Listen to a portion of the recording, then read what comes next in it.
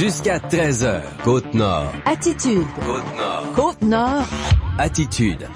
Côte-Nord Attitude en ce jeudi 21 septembre. Tommy Auger, journaliste pour Nous TV, qui est avec vous, et avec Jean Saint-Pierre, le journaliste pour Attraction Radio Sept-Îles. Salut Jean. Bonjour. Ça va bien? Oui, ça va super bien. Une grosse semaine qu'on a passée jusqu'à maintenant. Jeudi, dernière journée de Côte-Nord Attitude. Ces temps-ci, là, on le sait, on n'est pas en campagne électorale, mais on est en pré-campagne et les deux pieds dedans. On est surtout dans la semaine qui a suivi l'annonce du report du projet Mine-Arnaud. Écoute, ça fait 4 ans, 8 ans, 10 ans, 20 ans qu'on en parle du projet Mine-Arnaud. Alors, des réactions, il y en avait de toutes parts. Là, on en a encore, d'ailleurs, à notre bulletin d'information dans quelques instants. Tu sais qu'on a commencé la saison à Côte-Nord Attitude cette année, lundi, pas cette semaine, mais la semaine dernière, avec Rossel Tremblay et Régent Porlier du côté de la campagne électorale à la mairie, puisqu'il y a 2 candidats connus. Et on fait la même chose du côté de Port-Cartier aujourd'hui, Tommy. D'abord, Violenda, la mairesse sortante à la ville de Port-Cartier, sera avec nous en entrevue à 12h15. Elle s'entoure, on l'a appris hier, d'une équipe de candidats pour chacun des sièges au conseil municipal de Port-Cartier pour cette campagne électorale. Elle défend son bilan, son programme et sa décision de former un parti politique ou presque dans l'entrevue qu'on vous propose dans quelques minutes. Tout de suite après, Alain Thibault, le conseiller du secteur Pentecôte, croit qu'il a beaucoup d'appui du côté de Port-Cartier. Il critique la décision de la mairesse qui s'entoure de gens qui lui diront toujours oui, oui, nous dira-t-il en entrevue là à compter de 12h21. Ça fait toujours réagir quand les gens décident de se présenter en équipe, là. C'est une tendance qu'on n'a pas l'habitude de voir ici dans la région. Oui, il y a la particularité aussi à Port-Cartier qu'il n'y a plus de sièges réservés pour Pentecôte depuis 2013. Et dans l'équipe de Madame Doy, il y a pas de citoyens de Pentecôte au sein de son équipe. Alors voilà, on s'immisce dans la campagne électorale municipale du côté de Port-Cartier dans les prochaines minutes. Entrevue avec la mairesse sortante Violaine Doy à 12h15. Entrevue avec le candidat à la mairie Alain Thibault à 12h28. On va aussi parler du passage cette semaine, en fait samedi dernier, du président et de la tournée du regroupement provincial là, des comités des usagers en santé. Louise Bertrand sera avec nous. Elle est impliquée ici au niveau du comité des usagers du 6 Côte-Nord à Sept-Îles et aussi le comité des résidents de la résidence Gustave Gauvreau. Manon Bourgeois sera là également. Elle est commissaire aux plaintes au Centre intégré de santé et de services sociaux pour notre région. Alors, la pénurie d'effectifs, entre autres, dans le réseau de la santé, a été au cœur des discussions lors de cette tournée du président du regroupement des comités des usagers. Une entrevue qu'on vous propose à 12h40. Hier, il y avait l'inauguration du nouveau centre régional d'éducation des adultes à Ouachat. Beau bâtiment. Oui, très beau à l'intérieur aussi. Il reste de la finition à faire. Qui aura une vocation aussi intéressante, là, très importante pour la communauté de Ouachat-Maliotenam. Et l'objectif est très clair. On veut prendre en charge totalement les services d'éducation. Pour nous en parler, c'est Vicky Lelièvre qui sera avec nous en fin d'émission. Là, elle est responsable justement, la directrice des services éducatifs au sein du conseil de bande ITUM. Donc, vers 12h50. Excellent. Et on y va tout de suite avec les actualités Pure FM. Actualité Pure FM. Mais d'abord, le vice-chef du conseil de bande d'Ouachat-Macmalliotenam, Jonathan Saint-Onge, a profité du passage du ministre Jeffrey Kelly hier pour parler d'un changement dans les dates de la chasse pour les Autochtones de la région. Les Inuits n'ont pas apprécié un changement de date imposé par la CEPAC. Jonathan Saint-Onge a aussi contacté le bureau du ministre des Forêts, de la Faune et des Parcs dans ce dossier. Le vice-chef craint que le fait que les Inuits chassent en même temps que les non-autochtones cet automne entraîne des conflits. Selon lui, les chasseurs non autochtones ont tendance à réserver un territoire en forêt et empêcher les autres chasseurs d'y aller. Cette pratique n'est pas courante et plutôt dérangeante pour les Inuits. Le vice-chef Saint-Onge a mis sur la glace les discussions avec le gouvernement du Québec concernant la pêche au saumon sur la rivière Moisy. Le conseil de bande complète d'ici décembre une consultation auprès des Inuits d'Ouachat-Macmalliotenam sur le code coutumier avant de revenir à la table table de discussion avec Québec pour parler de la gestion de la pêche sur la moisie, qu'elle soit contrôlée par le conseil ITUM. Le chef Mike McKenzie et le ministre Jeffrey Kelly ont participé en fin de journée hier à la cérémonie d'inauguration protocolaire du Centre régional d'éducation des adultes de Ouachat. Le conseil de bande ITUM et le gouvernement du Québec ont financé la transformation de l'ancien centre égalité du boulevard des Montagnais en école pour la nation Innu. Le chef Mike McKenzie est sorti de sa trêve politique pour exprimer sa fierté et celle de son conseil qui planifie depuis plusieurs années une prise en charge totale des services d'éducation. Le ministre des Affaires autochtones Jeffrey Kelly dit qu'il y a toujours cru au projet qui permet à Ouachat d'accueillir un deuxième centre régional d'éducation des adultes francophones pour autochtones au Québec. Mon collègue François Blais, qui est le ministre de l'Emploi, parle au Conseil des ministres souvent de le problème d'une pénurie de main-d'œuvre au Québec. Mais à côté de la pénurie de main-d'œuvre au Québec, j'ai des communautés où le taux de chômage est inacceptable. Environ 200 personnes ont assisté à l'inauguration hier. Le nouveau centre régional d'éducation des adultes de Ouachat accueille 75 étudiants depuis la rentrée. Il s'agit surtout d'adultes qui réalisent un retour à l'école pour compléter un diplôme d'études secondaires. Tu te rappelles du projet de construire un nouveau lien ferroviaire entre Sept-Îles et la fosse du Labrador? Oui. Ben, ça coûterait 3,2 milliards de dollars. Oui. C'est pas rentable dans les conditions actuelles du marché, on s'entend. C'est ce que rapporte ce matin le Journal de Québec. La firme d'ingénierie Canarail qui a complété au coût de 15 millions de dollars l'étude de faisabilité commandée par la Société du Plan Nord. Le document conclut qu'il faudrait transporter 40 millions de tonnes de minerais de fer de plus chaque année. Actuellement, les voies ferrées d'ArcelorMittal, Fermont-Port-Cartier et de QNSL Chiwetun entre Shefferville, Labrador-Cité et Sept-Îles suffisent donc aux besoins des minières. Cette deuxième étude sur l'ajout d'un lien ferroviaire jusqu'au port de Sept-Îles a été commandée en 2014 alors que le prix du fer sur les marchés mondiaux atteignait 140 $ US la tonne, alors que ce matin, il se vend 70 $ US.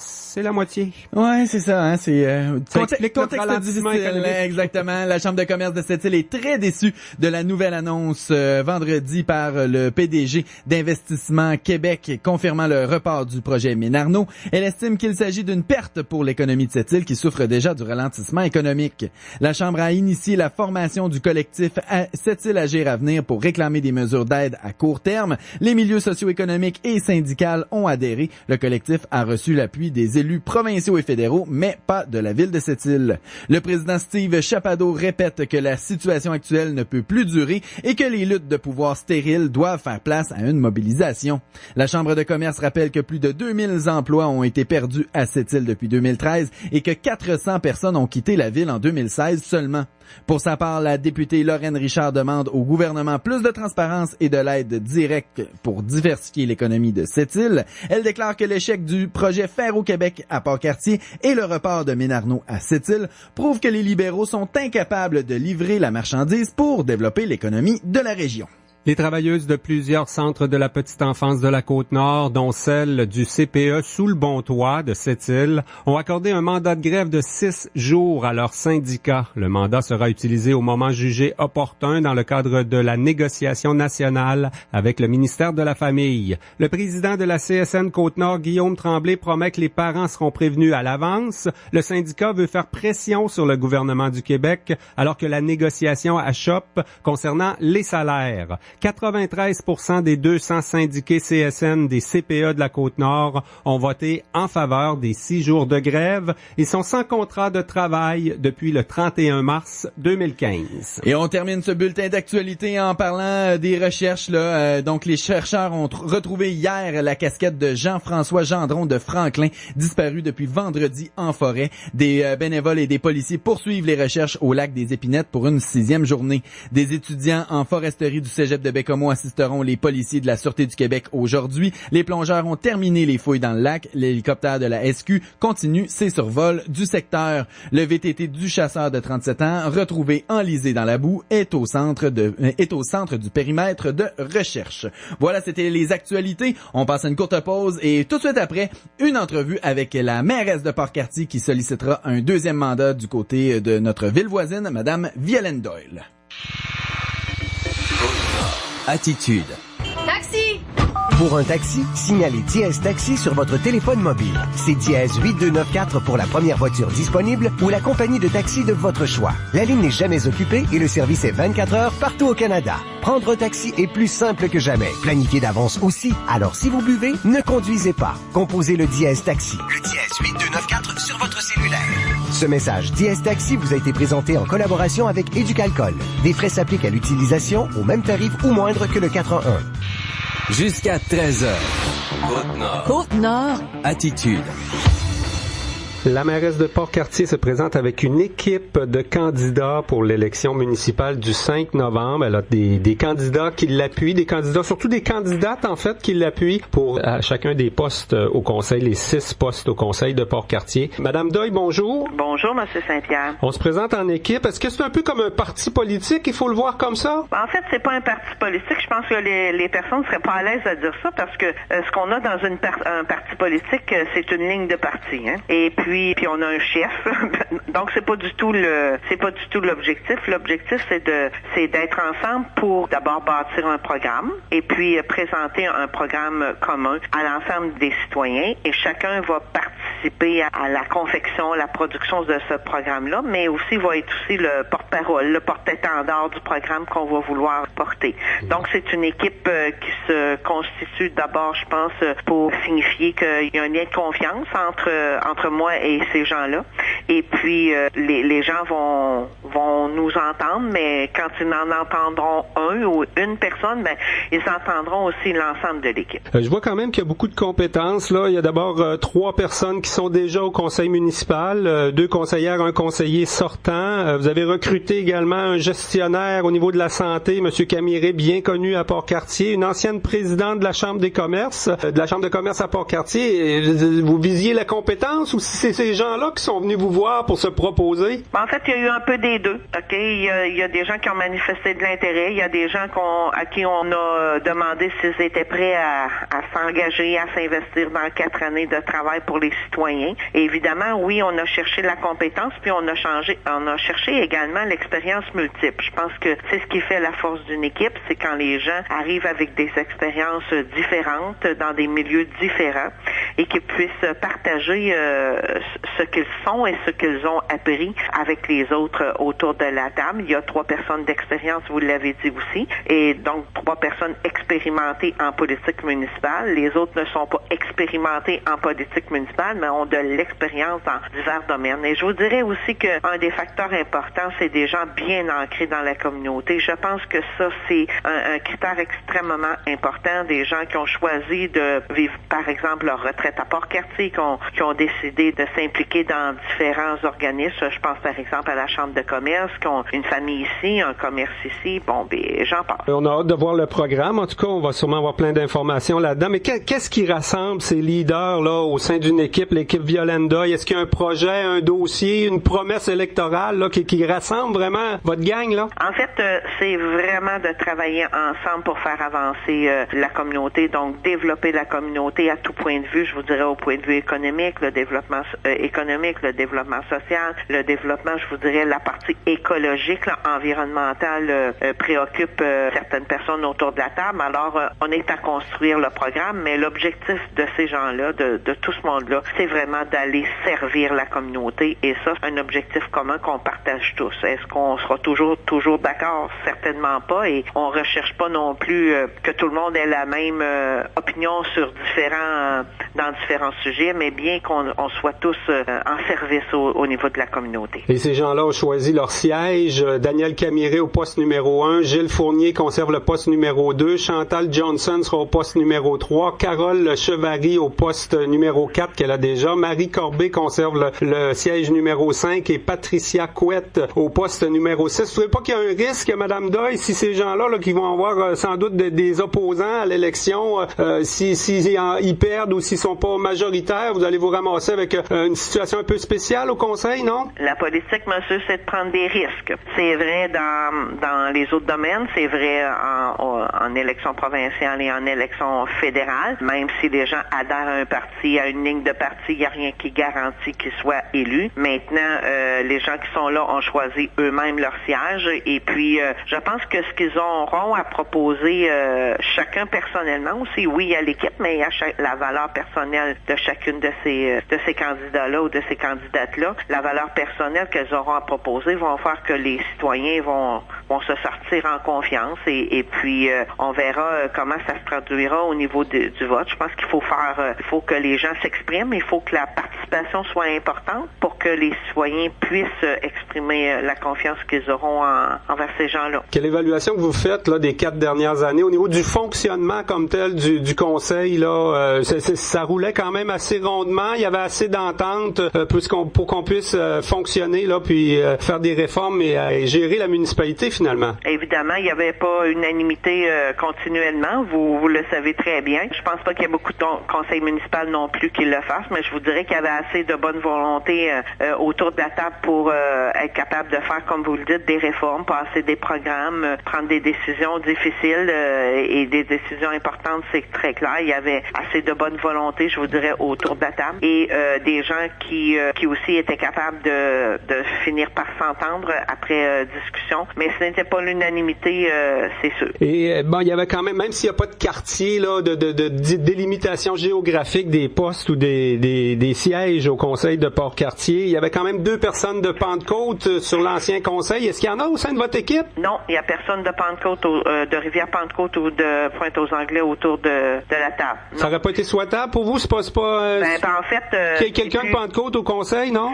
En fait, je vous garantis que c'est toujours le Conseil qui est sollicité pour tout ce qui regarde les citoyens de Rivière-Pentecôte. On est très au fait de leur situation. En fait, on leur donne la possibilité de se faire entendre à diverses occasions, dont des rencontres publiques qu'on a fait, là, des rencontres formelles et d'autres informelles, mais on en a fait aussi des rencontres formelles pour bien entendre ces gens-là. Maintenant, depuis 2013, il n'y a plus de sièges réservés au secteur de Rivière-Pentecôte, mais pour toutes sortes de raisons, avec une élection partielle, il y a eu dans ce mandat-ci 2 conseillers qui provenaient du secteur de Rivière-Pentecôte et de Pointe-aux-Anglais. Sur le plan économique, Madame Doyle, là, Arbec a été de l'avant au cours des dernières années. Là, ça avance avec le projet de biocarburant. ArcelorMittal, renouveler la convention collective, a confiance à ce qui se fait à Fermont et Port-Cartier, puis on investit d'ailleurs. Et il y a toujours le projet, là, l'échec Ferro-Québec, qui n'a pas été remplacé. On travaille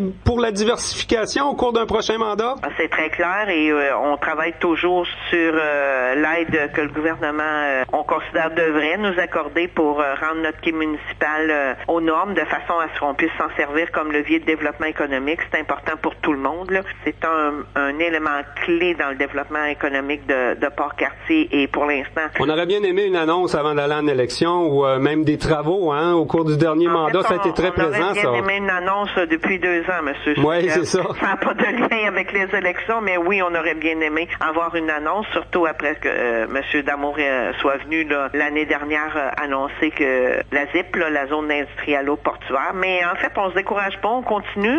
La ville de Port-Cartier a manifesté son intérêt pour le fonds fédéral qui s'appelle le Fonds national des corridors commerciaux. On a déposé avant le 5 septembre et on devrait avoir une réponse dans les 30 jours qui viennent et présenter ensuite un plan plus détaillé. Donc oui, on est toujours là. Oui, la diversification économique devient un élément important.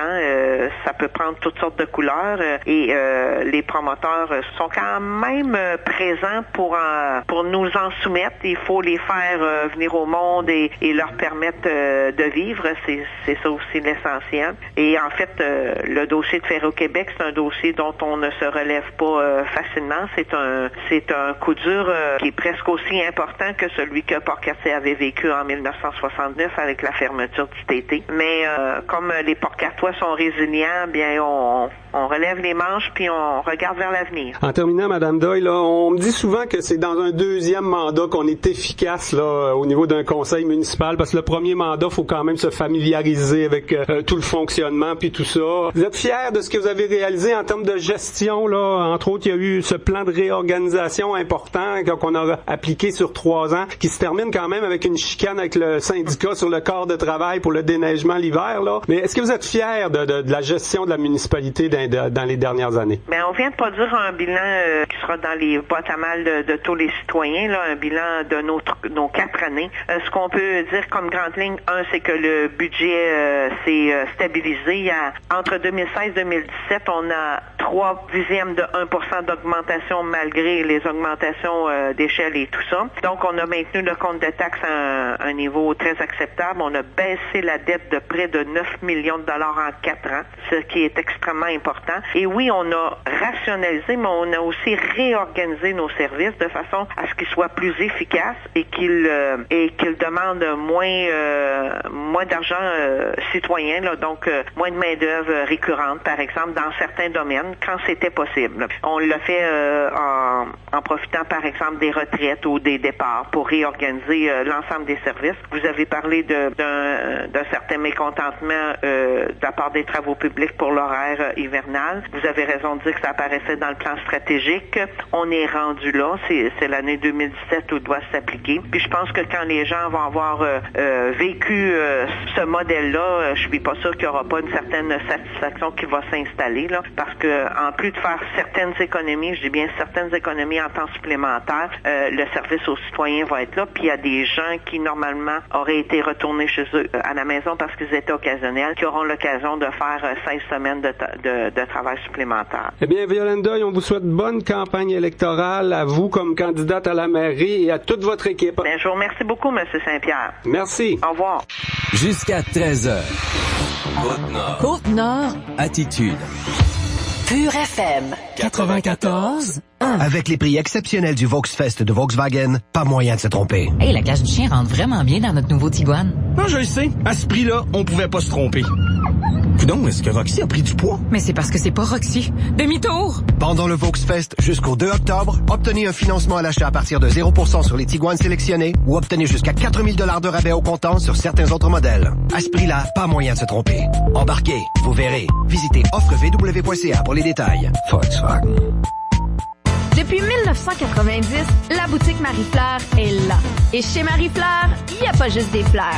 Non, non, non. Il y a des cadeaux, de la déco, des produits gourmets, fruits et passion, des jeux et des jouets, des articles pour bébés, des ballons, des emballages cadeaux, du chocolat et j'en passe. Passez-nous voir. On a certains produits à 50% de rabais. Boutique Marie-Fleur, 4A, Boulevard des Îles, Port-Cartier, 418-766-6505 ou au www.boutiquemariefleur.com.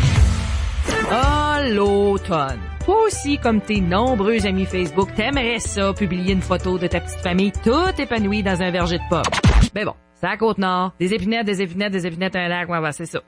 Mais il y a la cabane à pommes du Blanc Bistrot. Les dimanches 1er, 8 et 15 octobre, entre 10h et 14h, viens savourer notre 3 services tout en pommes. Crème pommes et citrouille, pommes caramélisées, boudin noir et caramel de pommes, tarte aux pommes, croustade aux pommes. Bon, on va en revenir, là. Il va aussi avoir de l'effiloché de canard, de la saucisse de cerf, puis du bacon. La cabane à pommes du Blanc Bistrot, avec ou sans réservation. Blanc Bistrot, 14 Père d'Ivet, blancbistrot.ca.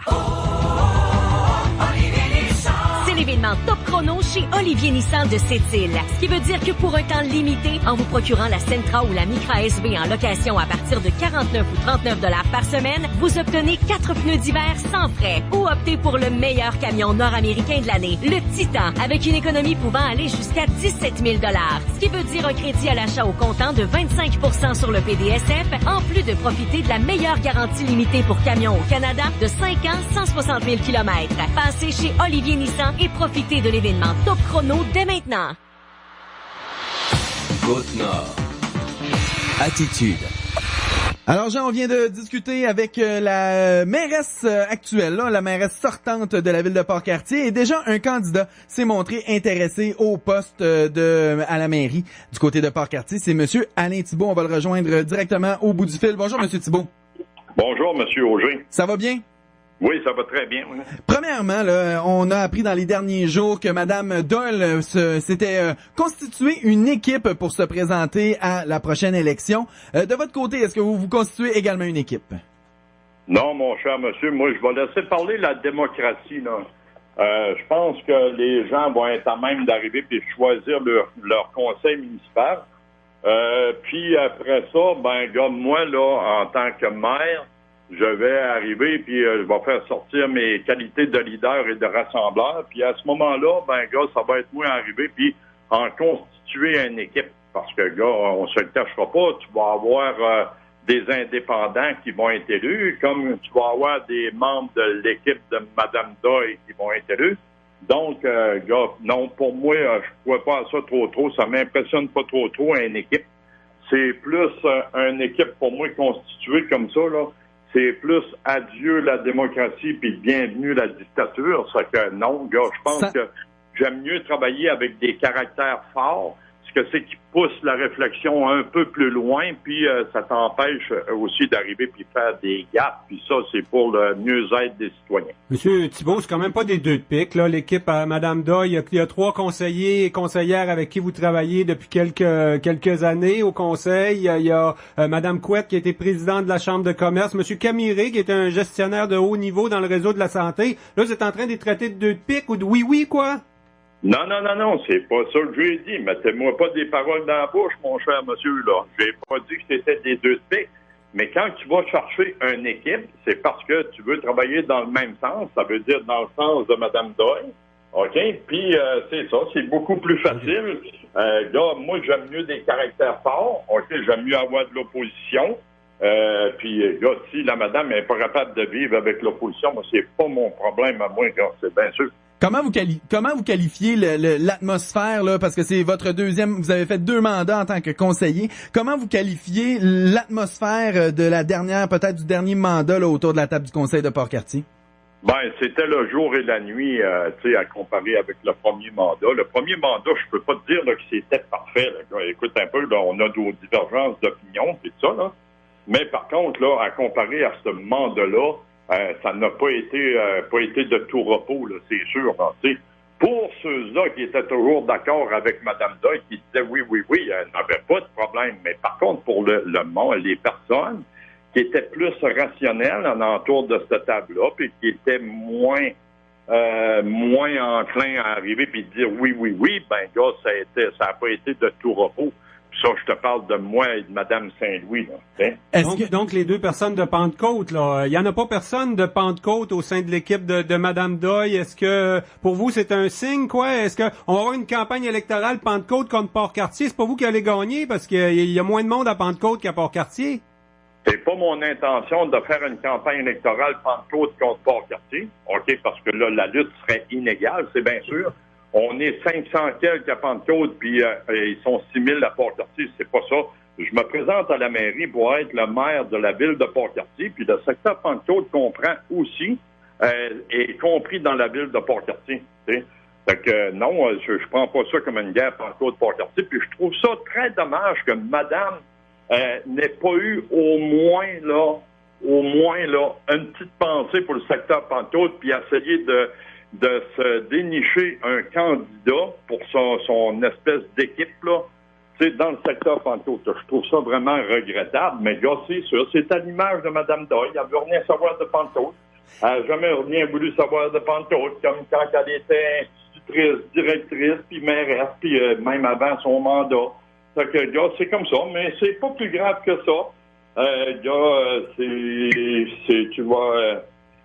Tu vas avoir probablement des personnes qui vont être élues. Tu as une personne ici du secteur Pentecôte qui se présente au siège numéro 6, une madame qui est très bien cotée, puis tout ça, pour me remplacer comme conseillère. Puis, je pense que le secteur Pentecôte va être en bonne main avec cette madame-là. Quel a été l'élément déclencheur de votre côté, là, dans votre réflexion, qui vous a mené à finalement décider de vous présenter à la mairie de Port-Cartier? Ben moi, je pensais, sincèrement, parce que madame avait annoncé que le gars était pas sûr qu'il allait se présenter, puis je pensais qu'il allait avoir quelqu'un qui allait se porter candidat à la mairie. Je pensais refaire un autre mandat comme conseiller. Puis, gars, c'est sûr que, gars, ça m'intéressait de revenir conseiller, puis tout ça. Puis, mais par contre, là, quand que madame a annoncé qu'elle se représentait le 12 juillet dernier en séance publique, c'est sûr que moi, là, je me suis dit, à retourner faire un mandat avec cette personne-là comme mairesse, ça équivaut à aller chercher ton chèque de paye puis t'en aller à la maison puis il n'y a rien qui avance. Comprends-tu? C'est que les citoyens, c'est pas pour ça qu'ils m'avaient fait confiance. Je considère mes 4 années là sous le mandat de Yolande Doyle, là, je considère pas ça comme constructif. C'est que je me suis dit, gars, tant qu'à arriver puis aller chercher mon chèque de paye, c'est pas ça que les citoyens attendent de moi.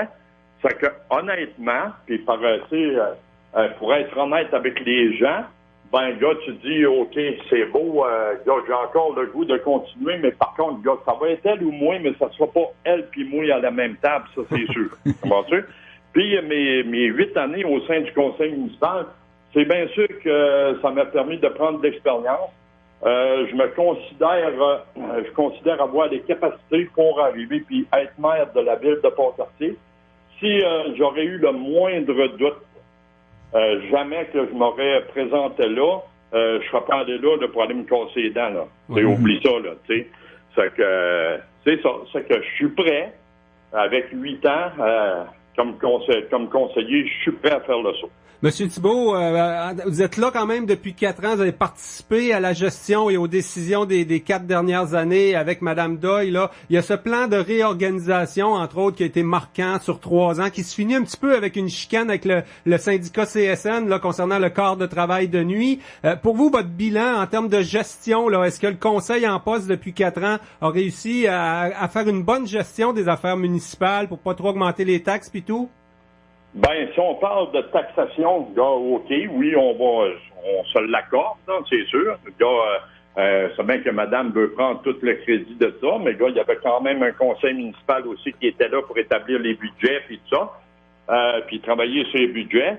Mais par contre, pour ce qui est de la gestion, OK, je crois qu'il y a beaucoup d'améliorations à faire au niveau des gestionnaires de premier niveau. J'ai bien l'intention d'arriver puis orienter le conseil municipal vers d'autres enlignements pour arriver justement puis optimiser la gestion de cette ville-là. Il y a beaucoup de travail à faire. Les citoyens nous en parlent. Les citoyens voient aussi. Oubliez pas qu'il y a 6000 paires de yeux à Port-Cartier qui scrutent là, ce que c'est qui se fait puis ce que c'est qui se fait pas en ville. Puis il y a une manière de faire les choses, OK, puis la faire correctement. Ça veut pas dire que ce que c'est qu'on fait à l'heure actuelle, là, gars, c'est sur la coche, là. Il y a des choses à améliorer, là. Monsieur Thibault, il nous reste à peine 2 petites minutes là, pour conclure cette entrevue. Je voudrais pas passer à côté de ce qui est du développement économique du côté de Port-Cartier. Dans le dernier mandat, il y a eu Ferro-Québec, il y a le projet Apuiat du côté de Pentecôte là, pour les éoliennes. Quels sont vos projets ou comment voyez-vous le développement économique dans les prochaines années ou durant le prochain mandat du côté de la ville de Port-Cartier? Ben moi, c'est bien sûr que j'aimerais travailler sur le projet de gaz naturel, le puits municipal, projet éolien, réfection puis entretien des rues. L'eau potable à Pentecôte, c'est sûr que c'est un incontournable. Puis un plus grand souci de nos entreprises et commerçants locaux dans la prise de nos décisions. Puis attirer, bien sûr, de nouvelles entreprises pour avoir de la diversification. Mais par contre aussi, c'est sûr là, que les dossiers sociaux, là, il y a les appartements à prix abordables pour les aînés, un meilleur soutien à nos organismes socio-économiques, là. C'est ça, l'apport à la population, c'est extrêmement important. Puis faciliter l'arrivée des nouvelles familles. Puis, le dossier là, du développement des îles de Port-Cartier, conjointement avec la CEFAC, là, ben gars, c'est bien sûr qu'il faut faire de Port-Cartier une destination vacances de renommée provinciale. Il faut créer une attraction pour Port-Cartier et les environs. Puis pour ça, ben c'est bien sûr qu'il faut continuer à aller de l'avant dans ce projet-là. Puis, gars, pour attirer des touristes, c'est la base de l'économie, là. Gars, faut pas se fier juste là, sur Arbec puis ArcelorMittal, là. Gars, il y a d'autres choses aussi, là. Monsieur Alain Thibault, c'est tout le temps qu'on avait ce midi avec vous. On aura l'occasion de se reparler en pleine campagne électorale lorsque c'est pas officiellement lancé, on est en pré-campagne, mais on va le dire, c'est déjà lancé, mais on aura l'occasion de se reparler dans quelques semaines. Monsieur Alain Thibault, candidat à la mairie du côté de la ville de Port-Cartier. Merci beaucoup. Merci beaucoup, Monsieur Auger.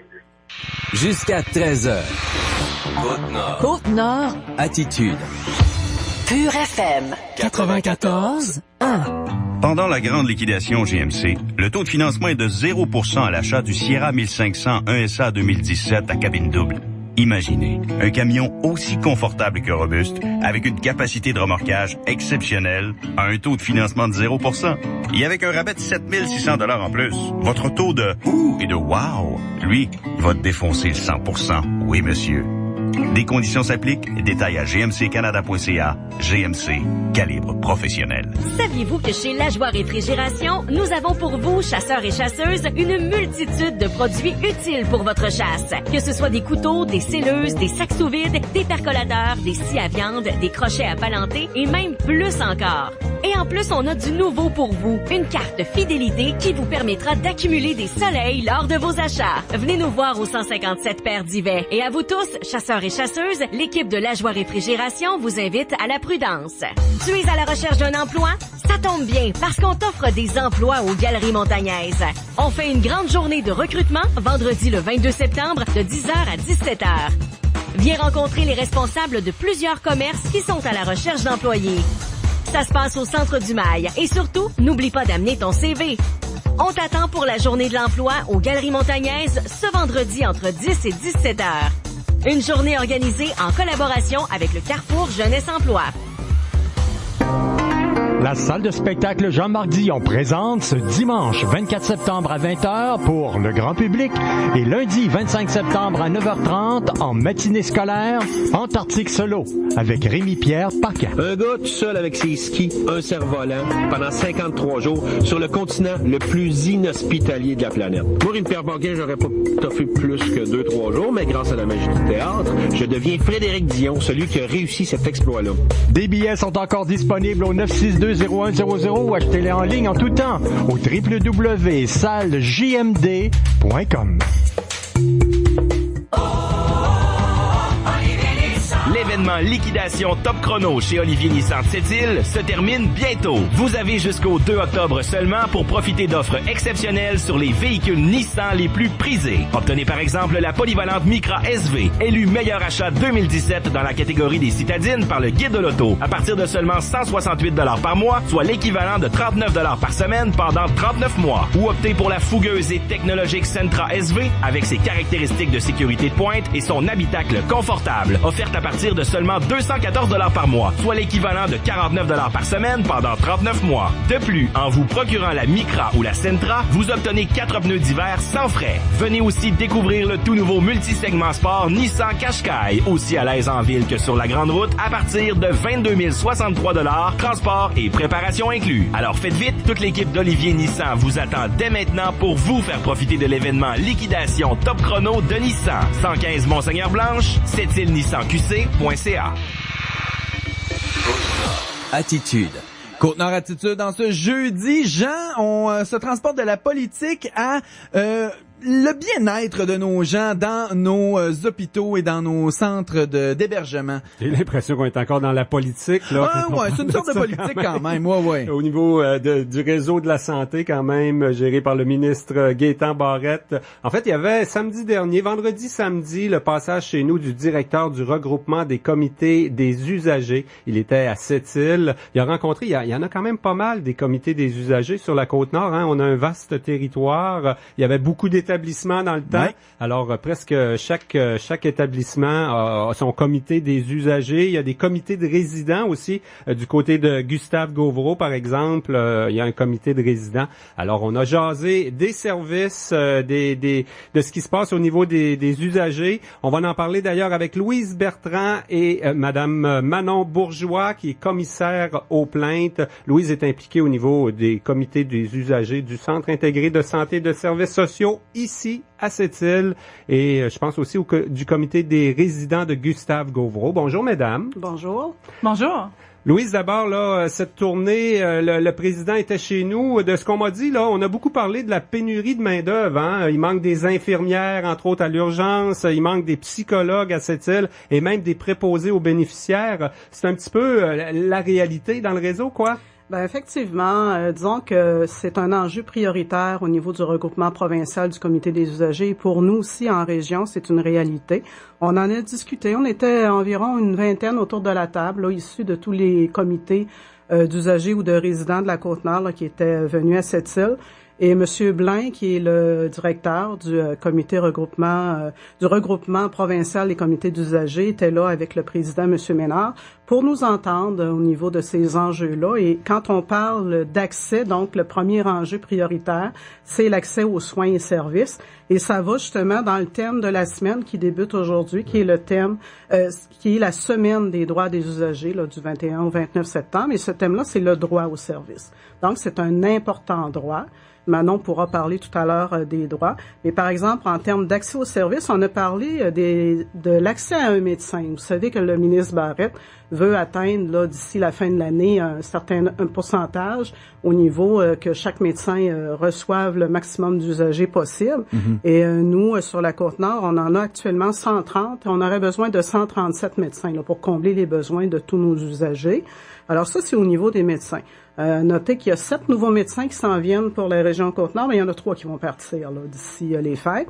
Fait que c'est toujours du in and out. On parle de généralistes, là. Les spécialistes sont pas dans tes chiffres. Hein? Non, on parle des généralistes. Évidemment, il y a aussi au niveau des spécialistes, si je vous donne des chiffres, à Sept-Îles, on a 37 spécialistes sur 48. Et à Bécomo sont un petit peu plus pauvres que nous, avec 33 spécialistes sur 45. Alors, vous voyez qu'il y a un manque également au niveau des spécialistes, sans compter, comme vous l'avez dit, un manque d'infirmières, un manque de préposés. Est-ce que le CIS est proactif? Là, on parle de postes vacants qui sont pas comblés. Est-ce que c'est parce que des fois, on ralentit le processus pour sauver un peu d'argent? Écoute, cette semaine, on parlait de manque d'effectifs en DPJ à Sept-Îles-Port-Cartier. La semaine passée, on parlait de manque d'effectifs au niveau des infirmières à l'urgence. Quand même des services de base. Est-ce que le recrutement se fait, quoi? Par exemple, je vais vous donner l'exemple là, du recrutement intensif qui a été fait ce printemps au niveau des préposés aux bénéficiaires. C'est une bonne idée, ça. Oui, c'est une excellente idée. Ils ont actuellement, ils ont 11 préposés aux bénéficiaires qui sont en études travail et qui comblent des heures au niveau du temps de fin de semaine. Donc, moi, je parlais avec Madame Morin là, du CIS, celle qui est responsable des communications, et elle me disait que c'est une bonne nouvelle, en ce sens que, oui, ils font des efforts de recrutement, mais quand il y a une pénurie de main-d'œuvre, c'est difficile aussi là, d'aller chercher ces gens-là. Un psychologue, toi et moi, on peut pas appliquer sur le poste, ça prend le bac. Peut-être qu'on aurait quelques petites qualifications, là, mais on aurait de la difficulté, effectivement. Ouais. J'aimerais juste revenir sur le passage du président. Bien sûr, on a des interventions lorsque lui est à son bureau. Nous, on est ici, on lui fait part de nos doléances, de notre situation. Qu'est-ce que ça change dans la réalité lorsqu'il se déplace sur le terrain pour venir voir nos installations, de la manière que ça fonctionne ici? C'est intéressant pour ces gens-là de venir, de comprendre comment ça se passe sur le terrain, de repartir aussi avec les doléances et les remarques, les commentaires des gens qui sont sur place, qui vivent quotidiennement là les problématiques là, dont on lui a fait part. Et il faut pas se le cacher, le Monsieur Blain, le directeur et le président, Monsieur Ménard, sont venus aussi parce qu'ils préparent aussi les interventions dans le cadre de l'élection là qui s'en vient l'année prochaine. Ça peut modifier les tactiques d'intervention dépendamment du milieu, parce que souvent quand on reçoit des informations, des choses, quand on est à l'extérieur, on y va plus de manière robotique, de matière bureaucratique, donc on y va selon les procédures qu'on a. Quand on se déplace vraiment sur le terrain, ça peut changer un petit peu. Effectivement, on voit qu'est-ce qui se passe. On ajuste nos programmes, les enjeux prioritaires.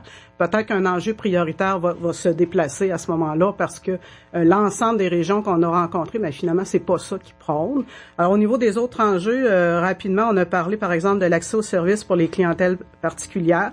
Le ministre a d'ailleurs annoncé 2 bains par semaine. Chez nous, on sait que ça se fait depuis... On a déjà de bains à volonté, nous autres. Oui, absolument. Alors, on est des précurseurs. Voilà. On est le modèle pour l'ensemble du Québec en matière de bains. Et il y a moyen de s'organiser, hein, c'est ça que ça veut dire. Hein, avec le même personnel, il y a moyen de faire les choses correctement pour le bénéfice, le bien-être là, de nos résidents dans les centres d'hébergement. On a parlé du temps d'attente dans les urgences. Ça interpelle les gens parce que je vous donne la moyenne pour la Côte-Nord, c'est 14 heures de temps d'attente dans les urgences. On l'a en direct sur Internet, mais ça veut pas dire que le temps d'attente est moins long parce qu'il est marqué sur Internet, hein? Non. On va parler des plaintes, par contre, là. Est-ce qu'on a un bilan? Est-ce que il y a beaucoup de plaintes pour notre réseau de la santé? On entend tout le temps parler quand ça va mal, entre autres, la pénurie de main-d'œuvre, là. Ben, c'est certain que, au niveau des plaintes, on en a. On tourne autour de 400 dossiers à peu près par année pour toute la Côte-Nord. Donc, on parle de Tadoussac à Blanc-Sablon en incluant le Nord. Il n'y a pas eu d'augmentation ni de diminution. Moi, je fais un constat, là, dans les 3, 4, 5 dernières années, malgré la création des centres intégrés, c'est stable. Le motif de plainte, c'est pour toujours... ici, c'est-il Port-Cartier aussi? Oui, c'est il n'y a pas eu d'augmentation. On voit des augmentations au niveau des CHSLD. Puis ça, c'est super intéressant dans le sens où ces gens-là deviennent de plus en plus à l'aise à nous parler. Moi, je le prends comme ça parce qu'on fait beaucoup de promotions dans les CHSLD auprès des personnes âgées. Mais au niveau du total, là, ça se contrebalance tout le temps. C'est pas beaucoup, 400, si on se compare à d'autres régions, qui ont à peu près la même population. Oui, c'est pas mal. Il me semble que c'est pas beaucoup. C'est parce que c'est compliqué ou c'est facile de faire une plainte? Toi, t'es là pour assister les gens, hein? On peut aider les gens, non? Il y a quand même une organisation pour aider les gens à faire des plaintes. Oui, c'est ça. En fait, c'est super facile de faire une plainte. C'est juste qu'il faut avoir le courage de faire la première démarche. Après ça, on prend tout en main. Donc, c'est sûr que moi, mon travail à moi, c'est de traiter les plaintes, les analyser, faire des recommandations au conseil d'administration de l'établissement et proposer des mesures pour améliorer, éviter la récurrence et tout ça. Il existe 2 organismes qui peuvent aider les gens à formuler leurs plaintes s'ils sont mal à l'aise de venir me voir directement, parce qu'ils peuvent venir me voir directement. Il existe les centres d'assistance d'accompagnement aux plaintes, les CAP, qu'on appelle dans le jargon. Ils ont un bureau Bécomo à Sept-Îles, mais il existe aussi les comités d'usagers résidents ça fait partie de leur mandat d'accompagner ces gens-là aux besoins. Donc, on peut le faire. Les plaintes peuvent être faites, là, excusez-moi, verbalement, téléphone, en présence, par courriel, par le formulaire qui est utilisé par une simple lettre. Toutes les mesures, toutes les formules sont bonnes, il n'y a pas de problème. On peut faire toutes sortes de plaintes, ça va être analysé. Louise Bertrand, en terminant, là, faut le dire, on a du bon personnel, c'est des gens dévoués qui travaillent dans le réseau de la santé. Les syndicats répètent là qu'il y a un essoufflement puis tout ça, mais je pense que c'est pas les personnes là, on porte pas plainte contre des personnes dans le réseau, tout le monde fait des gros efforts. Est-ce que ça vaut la peine de s'impliquer là? Toi, je pense que c'est ta mère qui est au niveau de la résidence Gustave Gauvreau. Non, en fait, mes parents sont décédés là maintenant. Mais c'est l'effort que j'ai mis à les accompagner qui m'a amené à m'impliquer pour changer les choses. Est-ce que ça marche? Est-ce qu'on sent que ça change des choses? Que notre point de vue, on s'exprime, on est écouté quand on donne des arguments solides, quand on fait appel à notre GBS, comme on dit, là, on est écouté. Moi, je vais depuis à peu près 3 ans au conseil d'administration. Je pose des questions, puis on me répond. Tu sais, peut-être pas nécessairement le jour même, mais il y a des suivis qui sont faits. Puis je pense qu'il faut s'impliquer dans ce milieu-là parce que, écoutez, c'est notre avenir, hein. On va vieillir, puis on va se retrouver là de plus en plus probablement, j'espère que non, mais dans ces endroits-là, alors il faut s'impliquer. Même les gestionnaires en région, hein, des fois sont de bonne foi. C'est comme politique, comme on disait au début, c'est l'argent qui vient pas du ministère ou du gouvernement. Vous avez raison, Monsieur Saint-Pierre, de dire que la qualité de nos intervenants, c'est pas ça qui est en doute. Mm-hmm. C'est toute l'organisation, le système, le financement. Puis mettez avec ça le vieillissement de la population, plus de gens qui doivent consulter. Alors, inévitablement, là, il faut repenser au système, il faut le questionner aussi. Mesdames Louise Bertrand du Comité des usagers en santé et Madame Manon Bourgeois, commissaire aux plaintes pour le CI3S Côte-Nord. Merci beaucoup. Merci. Merci. Côte-Nord. Attitude. Pure FM 94.1. Les prix employés Ford se terminent bientôt, mais il est encore temps d'obtenir votre prix employé. Obtenez-en encore plus sur un F-150. Plus de 14 000 $ en rajustement de prix totaux sur le F-150 Super Crew Limited 2017. 1 000 $ de rabais additionnels pour les membres de Costco admissibles. Et les propriétaires d'un camion de la série F admissible reçoivent une prime additionnelle de 750 $ à l'achat ou à la location d'un nouveau F-150. Visitez trouvervotreFord.ca pour les détails. Robuste, intelligent, compétent. imbattable. Le marché Napoléon est à la recherche d'un aide-boucher disponible dès maintenant. L'employé recherché doit être manuel, fiable, ponctuel et autonome et le poste consiste à la préparation de la charcuterie, l'emballage, le service et l'entretien de l'équipement 40 heures semaine. Apportez votre CV au marché Napoléon, 185 rue Napoléon. Voici l'éco-capsule de la MRC de Cette-Rivière. Développez une bonne pratique cet automne en ne jetant surtout pas vos feuilles mortes au bac vert. Utilisez-les sur votre pelouse en passant la tondeuse dessus au fur et à mesure qu'elles tombent. Une fois déchiquetées, elles vont enrichir votre sol sans effort tout en étant plus visibles au printemps suivant. Vous pouvez aussi les laisser sur vos plates-bandes, elles protégeront vos plantes en plus de servir d'engrais. Si vous compostez, rappelez-vous de conserver vos feuilles mortes puisqu'elles fournissent l'apport essentiel de matières riches en carbone pour un compost réussi. Pour en savoir plus, consultez le site de l'Éco-Patrouille au www.ecopatrouille.org. Flash pub. Trouvez le diamant gagnant jusqu'au 1er octobre chez Nero Bianco. Pigez un rabais jusqu'à 40% ou le diamant qui vous fera gagner votre achat. Applicable surtout à votre boutique Nero Bianco de Place de Ville. Les soirées thématiques du Blanc. Les mardis, le vin est au prix de la sac. Les mercredis, canard. Les jeudis, étudiants. Mais là, les non-étudiants sont acceptés aussi, là. C'est juste un nom pour le thème de la soirée, là. Ah d'accord. Apporte ta dose vide et on te donne 4 bières pleines. Pour accompagner ça, spéciaux sur tout ce qui se mange avec les doigts. Les vendredis open close, on reçoit un band ou un chansonnier de 23h à 3h du matin. Et les dimanches, fondus à volonté. Blanc Bistrot, 14 Perdivet, blancbistro.ca. Côte-Nord. Attitude. Hier, FM 94. Jean, hier, du côté de Ouachat, il y avait l'inauguration du nouveau centre régional d'éducation des adultes. Et c'est un bel événement et c'est un bel aboutissement à un beau projet qui ne... C'est le départ pour un grand projet. Oui, une belle cérémonie. À part ça, hier, on a même eu droit à des chansonniers sur place. Un magnifique centre régional d'éducation des adultes à Ouachat.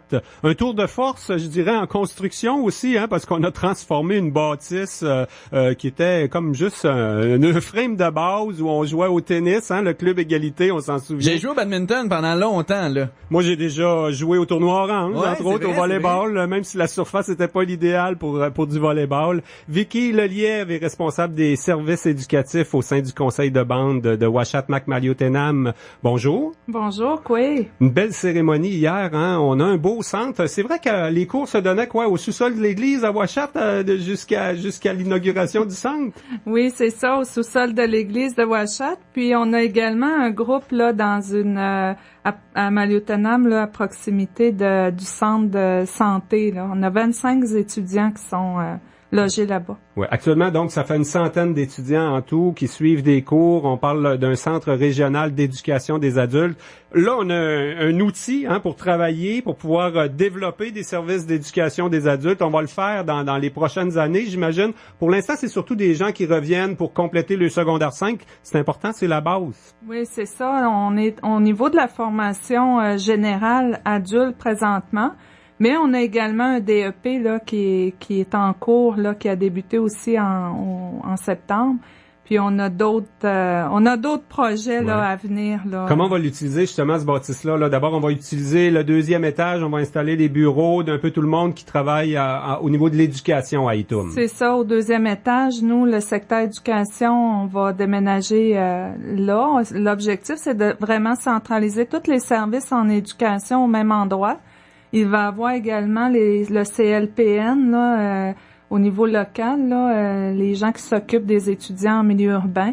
Mm-hmm. Ils vont être logés également avec nous au 2e étage. Donc, les étudiants en bas, ils vont monter en haut, venir nous voir, puis pour recevoir tous les services pour eux puis pour leurs enfants également. C'est important la proximité, Oui, c'est très important. Il y avait un grand accent hier, Armand McKenzie, qui représente Tata Steel. Le secteur privé va s'impliquer. Ce qu'on vit, c'est former des Inuits qui vont travailler, entre autres, dans le secteur minier. Là, on devrait rentrer des équipements pour faire de la simulation, entre autres, dans la construction aussi. C'est là qu'on va former, qu'on va envoyer les travailleurs Inuits. C'est ça, parce que au niveau des ententes, là, des ERA avec les conseils de bande puis les minières ou les différents partenaires, souvent il y a un volet de formation au niveau des ententes, puis on n'avait pas vraiment les endroits nécessaires là pour voir à la réalisation de la formation des étudiants, mais avec le nouveau centre, c'est sûr que on a un grand atelier là en annexe là où qu'on va être capable d'accueillir là, les simulateurs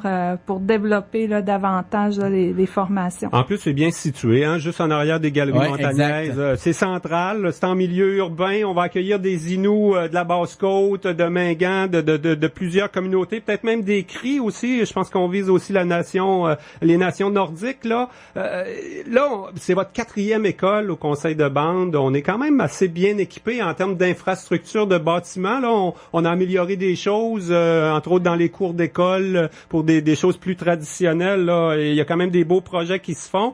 L'objectif de tout ça, c'est de prendre en charge à 100% là, les services d'éducation. C'est ça l'objectif. L'objectif, là, nous, là, au niveau du secteur d'éducation, là, on est vraiment là en expansion pour offrir, là, augmenter notre offre de services aux membres de la communauté, puis pour toutes les clientèles. Okay. Fait qu'il nous manquait ce morceau-là au niveau de la formation adulte.